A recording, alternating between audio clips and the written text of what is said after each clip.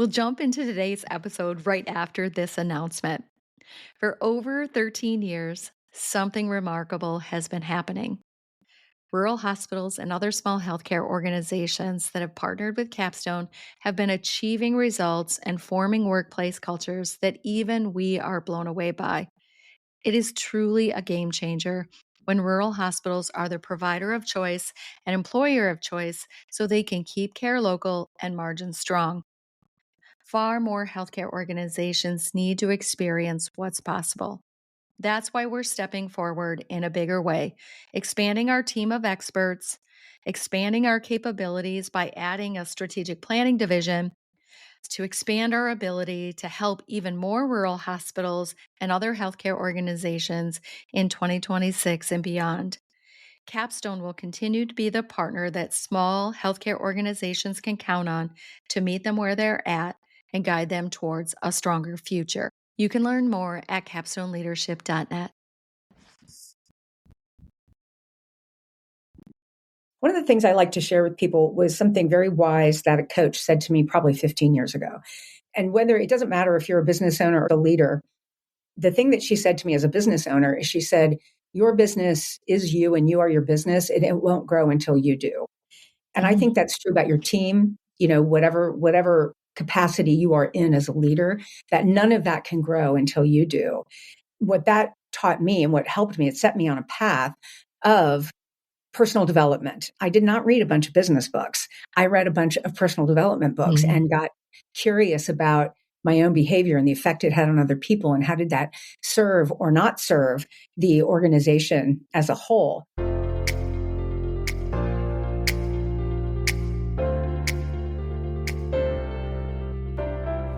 Welcome to Culture Change RX, the podcast for healthcare professionals that are committed to creating a thriving workplace culture, improving the experiences of employees and patients, and ultimately unlocking their organization's next level of potential. I'm Sue Tetzlaff, your host and co-founder of Capstone Leadership Solutions. Join me and my insightful guests each week as we share actionable insights for navigating the crucial people side of the business of healthcare. Subscribe now for a weekly dose of Culture Change RX. Now let's dive into this week's conversation where culture change takes center stage. Welcome to another episode of Culture Change RX. It is me, Sue Tetzlaff, co-founder of Capstone Leadership Solutions and your host of Culture Change RX. Today is one of those episodes where I am just so fortunate to have a guest in the studio. And today our guest is Christy, and our topic is on something called BQ. And be curious about that because today's episode is going to enlighten you on the topic of BQ and what it is, what it means, and what it might do for you. So, Christy, welcome to the show. Please take a moment to introduce yourself and even your work and your company too. Happy to do so. Thank you for having me, Sue. I appreciate it.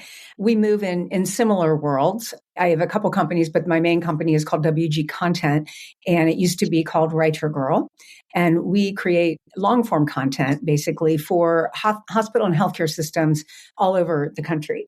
We have that similarity. But for me, I've been doing that for, 20 some years. And what really my passion is creating environments where people can thrive. And that has been very much my passion and the reason that my main business is structured the way that it is and why I have such longevity with employees. So I started thinking about how can I help other people create environments where people can thrive. I think that the world of work we spend so much time there, and it has such an impact on our lives outside of the workplace that really became my next initiative where I started the Better Leader Project. And that is designed to help people access the vital skills that are essential to leadership. But in the developing of that is where I came across, I just named something that you mentioned called BQ, which is our Better Quotient. And what happened with that, if I can share the origin story of that. Oh, perfect. I think that's a great place to start, Christy. Yeah. So what happened is that, we all I always say nobody gets out of childhood without bruises, right? That's just the truth. And so mine was that I always struggled with not being perfect. And that's because a lot of things I got messages from both my family of origin and society at large, particularly as a woman, and our appearance in my era was very much about it's not okay not to be perfect. So anytime, unfortunately, I also know that everybody has that voice in their head. And very rarely is it a kind voice until you learn to befriend it. And so before I befriended my voice, anytime I felt a little modicum of pride or accomplishment, that voice was right there telling me, yeah, but you're not perfect. You're not perfect. And it was debilitating. And finally, I don't even know when it actually happened. I mean, I have done some therapy. I've done a lot of reading on self-awareness and all these different kinds of things. So finally, at some point, it all came together. And I was like, forget that. I can never be perfect. And not only can I never be perfect, I don't want to be perfect. Because if you are striving for that, you preclude any possibility of knowing yourself because you have to look at your imperfections in order to know yourself and grow and change. So I thought, well, I can never be perfect, but what I can be is better. I can be better, not perfect. And I thought, oh, that's like a better quotient. We all have the capacity to become better. And that was where that came up. And I was like, wow, I think that encapsulates a lot about my own passion, my experience as a human, and what I have seen throughout my experience interacting with other humans, that we all have that capacity to become better. Now, whether we access it or not is, a different conversation. But anyway, talk about it. And I actually, through working about it, I came up with this 3-step process. I can share that with you later. But really, I framed it when I started thinking about it. I was like, well, okay, we've got IQ, you know what that is, which is pretty much set by the time you're an adult. And then we have EQ, which has been around for many years, very quantitative, right? There's a lot of tests and data and all these kind of things around that. And so I thought, well, how does BQ fit into that? And I realized when I started digging in that really EQ teaches us to name and claim our emotions, which is hugely important because most people are either mad, sad, or glad, and then that's all they have. So with EQ, you really dig in and say, okay, I know the difference between sadness and agony. We know that. So learn to use that and to claim those emotions. But then what do you do with them? So like you're in a meeting, you're like, okay, I'm frustrated. What am I going to do here? And the way that I frame BQ is saying, what action am I going to take that is going to help me avoid apologizing later? And so that's kind of where the whole BQ comes in. Is like, all right, I know I'm frustrated or I'm angry, or I'm irritated, whatever it happens to be. What am I going to do here that's going to, be behaving in my own integrity? And so that's my little origin story and the way I talk about Better Quotient. Yeah. Yeah. It strikes with our work that we do with entire healthcare organizations is we really do speak about a continuum of good to great, great to even greater. And it really is about always improving. If you even think about CQI and TQM and that movement to always be getting better. But I love that this is kind of taken to that more personal level.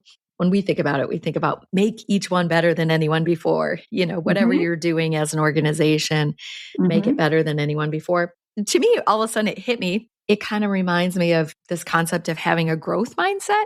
I don't know how you relate to that in relationship to, your concept here of Better Quotient, but I'm curious, how are they related? Are they the same thing? They're totally interrelated. And I love the growth mindset. I think we've heard a lot about that. And I think a lot of people think they have a growth mindset, and maybe some do and some don't. Because in my own experience, in order to really have a growth mindset, I had to be willing to, somebody taught me this thing, instead of peel back the layers of an onion, to peel off the leaves of an artichoke to get to the heart, which I really liked. And that I had to be willing to do that work. And I think from what I understand from everybody I've ever talked to about it and my own experience, is that it's terrifying to kind of look inside there, because we all think it's going to be icky and, bad stuff. And if people really knew things about me, they wouldn't like me. But then if you actually do that work as part of your intention to grow as a human, it allows you to bring things to the surface that you probably have hidden from yourself even, and say, okay, this is a belief that I had from heaven knows what. Maybe I should let that one go. It's not even true. Or maybe that's a good one. Here's something I do want to hold on. This is an aspect of myself that I've discovered that actually has been integral to whatever success I've had. So you have to be willing to look at that. And when it comes to a growth mindset, my favorite saying is, you can't get it wrong and you'll never get it done, because it just keeps going, right? Until we die, you are constantly growing and changing, obviously at a cellular level, but also intentionally with agency over how you decide to grow and change as a human being. You talked about imperfection and how it tripped you up about perfection and imperfection, and that when you kind of gave up on striving for perfection and really started striving for better, that your world opened up in the actions you take, not just how you think and your mindset, but the actions you take. So I don't know if that hits as well about this idea of better.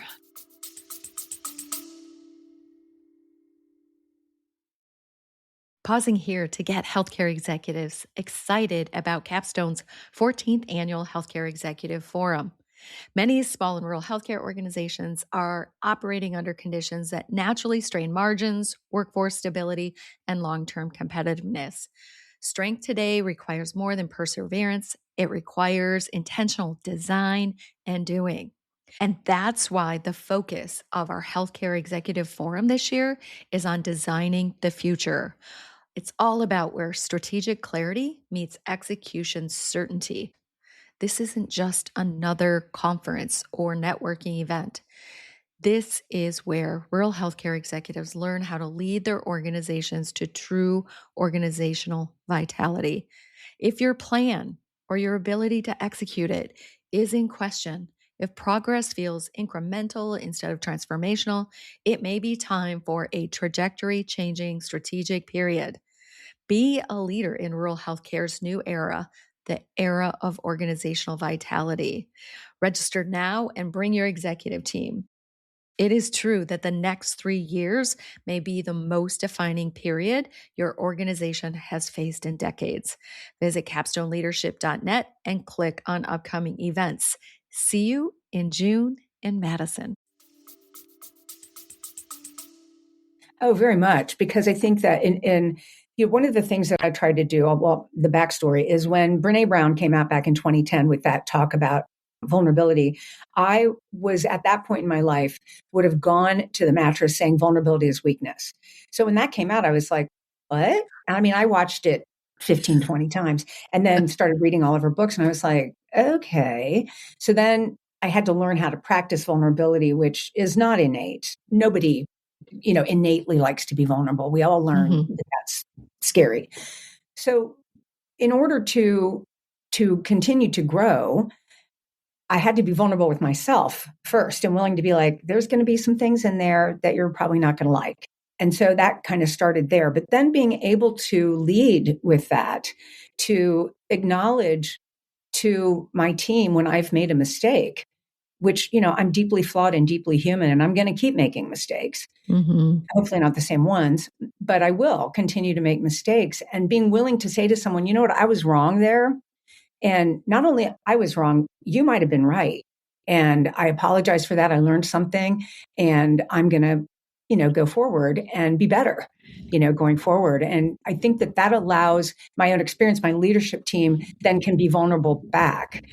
And especially from the seat in which I sit, and I know you do too, when you're the owner, founder of an organization, it's really hard for your team to offer input, feedback, criticism, that they ultimately you sign their paycheck, no matter even how close you are. And I am very fortunate in my leadership team, as I was telling you earlier, that they've all been with me a minimum of 11 years. So we know each other and there's a lot of trust there, but there still is a different seat in which I sit. And so being aware of that and really thinking about the effect my behavior has on the team as a whole, that if I tell a story around this BQ thing that doesn't put me in a good light, where I was in a team meeting and we were having a conversation about about, it was last year, talking about forecasting for 2025. And we probably knew we were overstaffed, but it was like the elephant in the room. Nobody wanted to say Mhm. anything about it. And so one of my team members said, well, we could solve this problem right now by letting 10 people go. And she is not a careless, thoughtless, unkind person, but the way she said it hit me as that. And instead of accepting that and saying, well, that should be on the table for another meeting, absolutely, I shut her down. Mm, And by shutting her down, I explicitly told the rest of the team I didn't want to hear hard things. And that yeah. is a huge mistake for a leader to make. And again, because we had trust, fortunately, it did not ruin that relationship. We were able to talk about it. I was able to apologize. And then 6 months later, when we indeed did have to let the people go, I was able to revisit with her and say, I think in some instances you might be better at making those hard decisions in the moment than I am. I mean, I don't want to be reactive, but also I don't want to put off, procrastinate the appropriate response. So, being able to talk about those things openly and to share, I mean, I have mined that thing for so much leadership talk about the mistake that I made and how did I rectify that and what did I learn from it and how can I take that going forward. And I don't look good in that. Yeah. Putting a team down is not a good idea. And yet being willing to say, yeah, huge mistake, Yeah. really Yeah. big. And I won't do that again. I Yeah. won't do that again No, because getting better really does require what you're talking about is being reflective on situations that Mhm. maybe didn't go well in the moment and learning from them and mining as much as we can out of that to Yeah. help us be better in the future. But also, I think that our wins and things that we do right, oftentimes we just move on to the next thing, move on to the next thing, and maybe Yeah. don't also pause and reflect. It's easy to, isn't it, to ruminate versus reflect on things Mhm. maybe that didn't go well or that we wish we'd have done different or better. But when they go well, mining, what made that go well and how can I replicate that in similar situations? I try to also win from the wins. Yeah, and that's a really good point, Sue, because I think that after so many years of doing this, and I'm not someone who really enjoys hierarchy, and I've come to learn over time, people really like hierarchy. They want a boss, they want to know who goes where. And so I've had to learn that over time because it always felt self-aggrandizing to me to be like, well, I'm the CEO and founder because the next thing I always say is I couldn't do any of this without this team. The joke that I always say is like I'm the only person in the organization who has done every job, and I'm also the one right now who can't do any of them because it has Mm, grown way beyond me. That's Um, very true for a lot of healthcare leaders, for sure. yeah, it's like I Yeah. can't. I mean, you might be a CNO and you don't know how to do any of that stuff anymore because you're busy doing something else. And I think that recognizing that but also recognizing I finally have come to the point after all these years believing what my COO, who's also, I'm lucky enough to count her as a dear friend, she has said to me many times, and I'm finally getting it. She's like, when you say something, it lands differently than when Mhm. somebody else does. And I'm like, okay, all right, I acknowledge that. So now what am I going to do with that? Because Mhm. that's an awesome power, for Mhm. lack of a better word, because I think Mhm. power has kind of negative connotations, and I don't mean it that way. But it is an awesome responsibility. And Yeah. recognizing the privilege that we as leaders have to feed into the lives of those we lead Mhm. is an awesome responsibility. Yeah. It really is. And it's a privilege. It's a Yeah. privilege. I'm fortunate to sit in this seat. Yeah, yeah. When you said that, it reminded me of all the years I served as a vice president. So before I owned my own company and was, Mhm. the CEO of my own company, most of my career, 22 years, was in community healthcare in a hospital and in vice president positions. And, I understood that even at that level, any leadership level, your voice carries a different weight, it lands differently. But I remember how many times I had to learn that my boss, the CEO, his voice landed differently than mine, like in front of Yes. the whole group of leaders or all our employees. And so if I was leading a project where I was like, I could say this at a leadership meeting or in a medical staff meeting or a staff, an all employee meeting. I could say this because I'm closest to it. I'm leading this project. but if he says it, it's going to land differently. And so I had to have that relationship with my boss where I Mm-hmm. would say to him, use your words because they'll know it's your words and they would recognize it as mine if I tried to feed you word for word Sure. the message. And he was always so good at doing that, of taking that, prompt from me to say, can we use your voice for this? Because it's going to land Oh, and it's going to move the project forward. And I had to put my own, ego aside to say, it's not my voice that's going to make the biggest impact in this situation. And so, yeah, that was humbling for me, actually. At first, it frustrated me, but then I was like, no, it's just reality. I think that's wonderful that you have that experience because I never had that. So I've had to learn it through talking with others and coaching others who work in large organizations that I left my job in 1993. So I'm unemployable. I've been self-employed since 1993. There's no way I could ever be hired again anywhere, but that I didn't have that. So I didn't ever function at a high level of leadership in a large organization as you have done.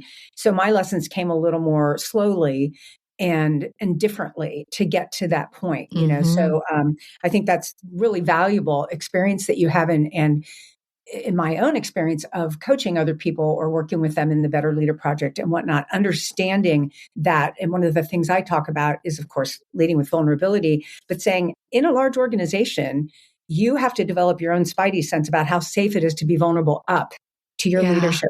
I don't know that. I can't tell you that, but you can be vulnerable out and down. You can set the tone there, but you got to decide how that's going to work, upward. And no one can tell you that. You got to figure that one out on your own. Yeah. Yeah. So true. You mentioned earlier, IQ, EQ, BQ. And, in some ways, IQ might be more knowledge-based, skill-based. When we think about our hard skills of, doing our work, whatever our work is, whether we're leaders or not, depending on our organization and our roles, that there's some, real skills necessary and knowledge necessary to do whatever our work is. But I would say that EQ and BQ fits in that area probably more so of which somehow, and I don't even know what the etiology of this, and maybe it'd be interesting to look, maybe I got to do that after this, is that soft skills, that they might be considered soft skills. What's your take on this idea of the difference between our skills and our knowledge and our thinking versus our feelings and behaviors and actions and how those play out in our workplace? Well, I think I reference this frequently. The writer David Brooks wrote a very long article in The Atlantic about how the Ivy League has ruined education.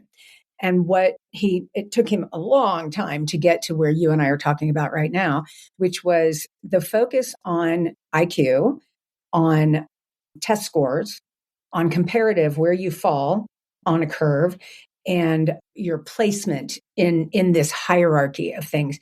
None of those are predictive of future behavior. And in fact, many of those, they preclude working well with others because you've been taught that you are better than, right? I went to Harvard. I was on the Harvard Law Review. Therefore, I am better than you, and I'm not going to even try and work with you.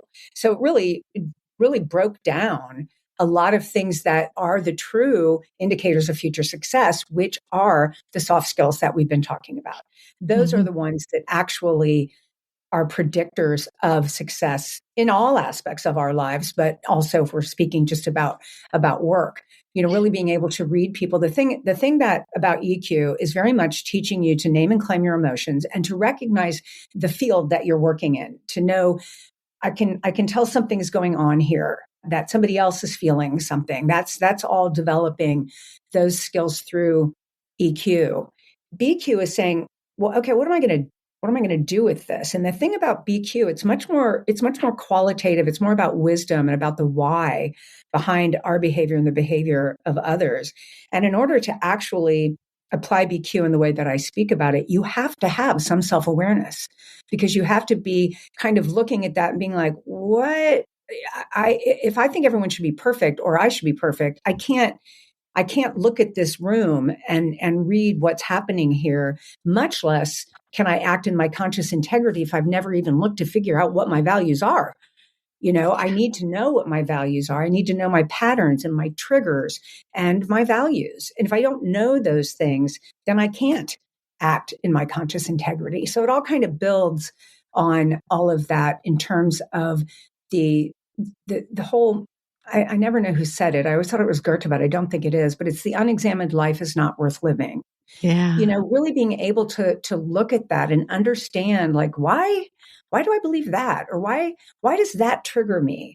When I was a lot younger, it used to be, why is my first thought about somebody else always judgmental? That's not who I want to be. Why am I doing that? And so, Uh, kind of unpacking that and looking at it to be like, to help myself become more the person I want to be. And that, again, never get it done, can't get it wrong, mm, because I'll never be done wanting to yeah. desire to be a better person. Yeah. Yeah. That self-awareness and kind of connecting with your own thoughts, feelings, and actions and behaviors. It reminds me of an activity that I did. It was last year or the year before. I was in a big audience of nursing leaders, and the workshop of the day was around chaos Mm, and how calm is really a good milieu to have in a healthcare yeah. patient care environment. Chaos in that environment impacts not just the team, but patients and all that too. So, Mhm. so we're really talking about chaos all around us and how, what are the things we can do proactively or in the moment to kind of lean more into calm and reduce this chaos that can be unsafe, Yes. unsatisfying, all sorts of things. And then, I wanted them to also know that it's not just around us, but it's in us, that our brains can be very chaotic, right? And just, Yes. how many thousands of thoughts do we have a day? How many of Yes. those are helpful versus chaotic? So it was interesting because I kind of like ended the day really wanting them to focus on their own awareness of their own brain and the chaos in it. And I Yep. asked them, a whole room of leaders, to just for 10 minutes do like a thought download of what kind of thoughts. Think about their day at work yesterday and all their thoughts about it, Mhm. calm or not, chaotic or whatever. And just for 10 minutes, just do a brain dump of their thoughts about their day yesterday. And they had a really hard time with that, Christy, Really? spending 10 minutes. Like, I didn't even really notice it as much as the organization I was at. The event coordinator was kind of not participating. She was observing the event. Uh-huh. And she said, I have to just let everybody know what I just witnessed. This was really hard for a group of leaders to spend 10 minutes reflecting on their own thoughts. Most of them couldn't Yeah. complete the task. Like, they couldn't stay on task. If given 10 minutes and the gift of that time to do that, it was Mhm. still very hard for them to Well, do they that. probably went into active mode. Like, okay, well, all right, now I'm going to do a to-do list because that made me think of this. And so now I'm going to go into And they action. started Now picking up their phones, like how often Yes. we can just be distracted by our own things Yeah. around us. But Well, you know yeah, what Anne Lamott says about her head, her brain? She says, I think she calls it, I don't know if it's her brain or her mind, but she says, my brain is a dangerous neighborhood. I try not to go there alone. oh, Right? Because the crazy things that we tell ourselves, and that, I mean, yesterday, just what you just made me think about yesterday, because I ended up having to have like a little corrective eye surgery. It's nothing dangerous, but it's a pain because it made my sinuses and all this kind of stuff. It made my day miserable yesterday. And I mean, I stomped around to the point where I was laughing with my son last night because I was doing something with chat and I was asking it to help me do something. And I started a fight with Chat GPT. Well, and I was laughing at myself. And I was like, well, at least I'm not doing it with a person. I like went in all caps and was like, that's not blah, blah, blah. it's safer here. Yeah, exactly. And I was like, okay, you are really just making this worse here in your own behavior. Like the thoughts I had about this is the worst day. And then that's that part of your brain, the RAS, the reticular activating system, that if you say this is the worst day, your brain says, oh, okay, I'm going to sort for that. And I'm going to Yeah. find all the things that make it the worst That day. support that. Yeah. Right. Yeah. And if you And I'm say, going to maybe act in ways that oh, support that absolutely, I'm too. gonna I'm Yeah. gonna Not just reinforce think. that one, yeah, because that's the way your brain is like, you told me that's what you want me to do. Whereas if you say, wow, this is a really good day and I'm really happy to have this conversation and make a new connection with Sue, and where could this go? Your brain's like, oh, I'm gonna look for all those things. And so Yeah. we do have agency over that. We just don't always use it, to your point, with these leaders not being able to pull that in. Yeah. You referenced earlier that to kind of help people in this area of BQ, that it sounded like you have a 3-step process, or Yeah. I don't know Yes. if there's be a good time as we get Yeah, close to the end of the I love episode a process, right? Don't we love Me steps? It makes too. everything so much easier. Of course you do. I mean, your Me whole too. business is a process. So, yeah. So like for this, I was thinking about it and I thought, okay, these are things that I've been doing for years. And I realize when I talk about them with other people, they aren't familiar with them. It's something when you've been doing something, you think everybody knows it. And so I thought, well, I'll just make this into a 3-step process. So it's basically pause, anchor, choose. And so the first thing is the pause, which who wrote Man's Viktor Frankl said that between the stimulus and response, there's a space. That's that pause. And I very much look at that pause as a gift to stop myself from behavior that is going to require an apology later. So the pause is really your EQ. Like, okay, pause and notice what's happening here. Name your emotion. So the pause, the anchor is saying, okay, so now I know that I'm feeling something. Now I'm going to anchor. This gets into your BQ, and this is where you have to go into your body and feel it. So, okay, I've acknowledged something. I've decided I'm in this situation. I'm pausing because I'm mad. So now I'm here and I'm like, in that pause, someone taught me this and it really helps me, is stop, drop, and breathe. That's what the pause is. So you stop whatever you're doing, saying, thinking. You drop into your body and you take a breath. And if you allow yourself to drop into your body, which, by the way, I spent the better part of my life until my 50s not acknowledging I had any feelings in my body. So this is not easy. So drop into your body and see what you feel. If you're angry, you might feel like something in your solar plexus. There's more neurotransmitters in our solar plexus than in our brains, which tells you evolutionarily which one's more important, right? So you're going to feel that there. Your shoulders might clench up. If you're angry or even ashamed, your face might get red. So just kind of noticing those things and that your body's telling you something. And this all happens very quickly. You have to practice it to make it quick. It's not, you're going to be like, excuse me, I need to go drop into my body. But that stop, drop, and breathe is what you can do in the anchor. And then you're also thinking, all right, what can I do here? What is going to make me a better leader, person, whatever, in this moment? And that's when you go into the choose, where you choose a better action. So I frequently use the example of an email because we've all been there. You get kind of an email with a tone you don't like. There's probably a whole bunch of people on it and you feel like it's humiliated you or disrespected you. The normal human response is to probably reply all in the same tone and then regret it later. So if you can, in that moment, pause and think, okay, this person just disrespected me, but there's all these other people on here. What kind of behavior am I trying to demonstrate, depending on where you fall in the whole leadership thing? Am I trying to demonstrate certain behavior, or what outcome am I really actually trying to get here? And what action will get me there faster? I was just teaching this to my organization, and one of my employees, we had it in our newsletter. And so then other employees talked about how they use that moment, that pause, and what do they do? And one of them, I thought this was brilliant. She's divorced, and she said that she's had many years to practice not reacting to what her ex-husband says. And I thought it was so smart because she says, whenever he says something to her, she says, I have to think about that. And she said it infuriates him, but it stops the conversation and allows her to go away and think about it. And I thought that was really, really wise and a very emotional situation to be able to say that is the better action always, because this person is going to trigger me. And if I always say I have to think about that, then that's it. That was a very, that is wise. That is a wise to just basically ask for the pause and time to choose wisely. I'm pausing. I don't, you can do whatever you want to do, but I'm pausing here. This is not. I think as leaders, I know that was true for me when I was a healthcare leader, but I mentored dozens of healthcare leaders in my senior leadership role, is that as leaders, sometimes we feel like we are put on the spot in scenarios, especially with our team members, that they expect something from us immediately, like if they have a question, if they have a problem, if they have an issue. And sometimes we don't ask for that time that would probably help us avoid maybe the wrong action.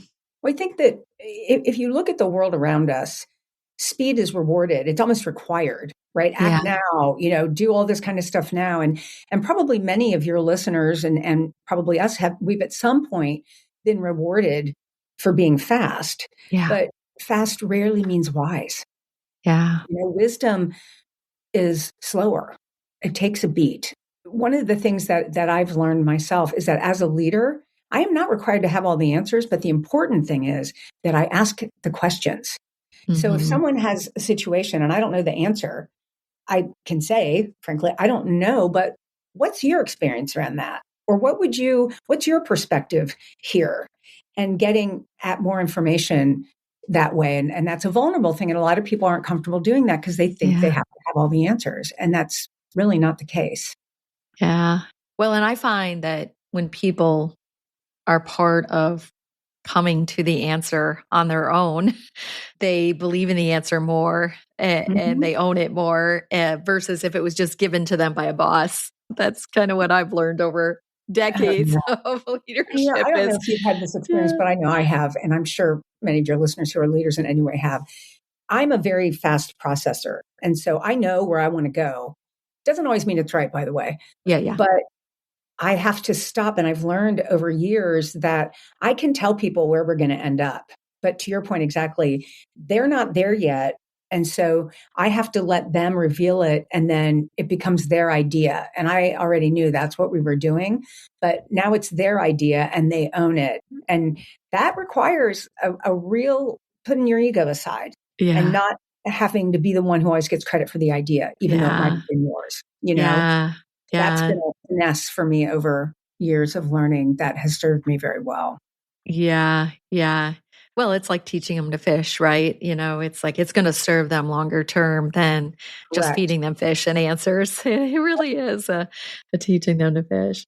Well, this has just been a wonderful conversation. And I knew that 30 minutes on this topic was going to go by fast and probably not be enough. But I'm wondering if there's, as we wrap up this delightful conversation, if there's any last minute things that you wanted to make sure that tied a bow on this topic for today. And also before we close out, I'd love for you to share how people can be in touch with you, either, on your LinkedIn or personally, and definitely your company and the work that you do if they're interested in learning more. One of the things I like to share with people was something very wise that a coach said to me probably 15 years ago. And whether it doesn't matter if you're a business owner or a leader, the thing that she said to me as a business owner is she said, your business is you and you are your business, and it won't grow until you do.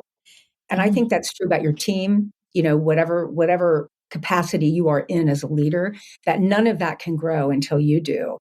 What that taught me and what helped me, it set me on a path of personal development. I did not read a bunch of business books. I read a bunch of personal development books and got curious about my own behavior and the effect it had on other people, and how did that serve or not serve the organization as a whole. That was very wise, and I use that a lot. That she shared that with me so many years ago. So I hope that other people find that little kernel.